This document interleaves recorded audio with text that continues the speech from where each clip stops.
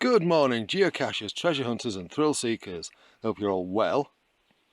Been out camping overnight. I'm in the Goathland area, and I thought because I come to this area quite a bit, it might be a good area to stick a couple of caches because it means I'll be able to maintain them. So I've got 3 that I've already prepared. And what it depends on where I leave these is to what the location is like. Now I've got a couple of locations in mind. Let's go and have a look at the first one. Right, we're going for a little walk with this one down this rather steep hill because there's a nice little bridge at the bottom, and I think there might be a nice area to hide a cache down there. It's a beautiful April morning as I record this. Car coming, step out of the way. And it's a beautiful bit of the countryside. Now I actually did my New Year's Eve camp in this area. You might have seen it. And it's quite a nice little area, especially these rocky alcoves. And you've got the river, you can probably hear that down at the bottom there.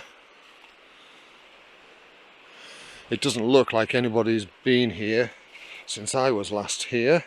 Just have to pop down here and have a quick shifty.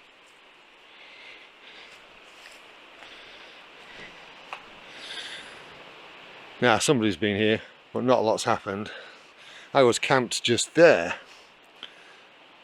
But this would be an interesting place to leave a geocache, wouldn't it? I found a spot that I think would be really good. It's behind a holly tree.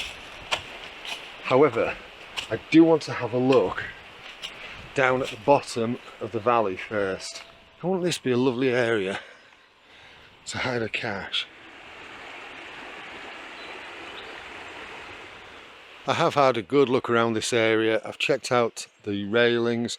The metal one here I thought held a little bit of hope in that a couple of the caches I've got today, I've got magnets in them. And I did also contemplate hiding it underneath that stile. Helps if you point in the right direction, Cal. Underneath the stile. I thought that's another option too, but I'm not sure. Right, I've made a decision. I'm going for the stile option. The reason being is people can park and pull in there just to stop and grab this. So what I'm going to do is just tuck it under there, out of the way. Right, so that's that hidden. Don't need to worry too much about coordinates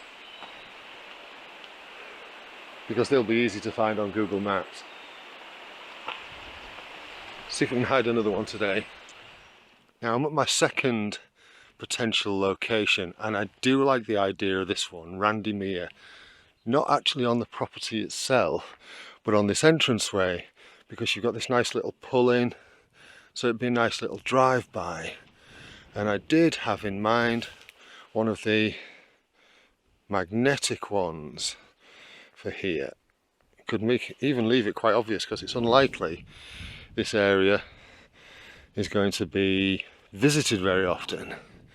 I mean, that's a little bit plain to see, but I'll have a look around and see if I can find somewhere where I think would work.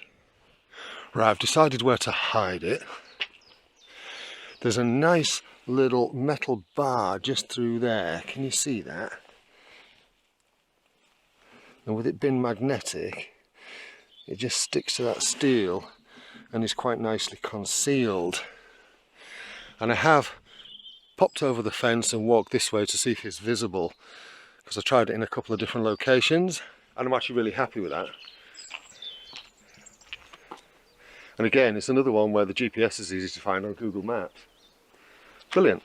Alright, so that's those 2 hidden for today.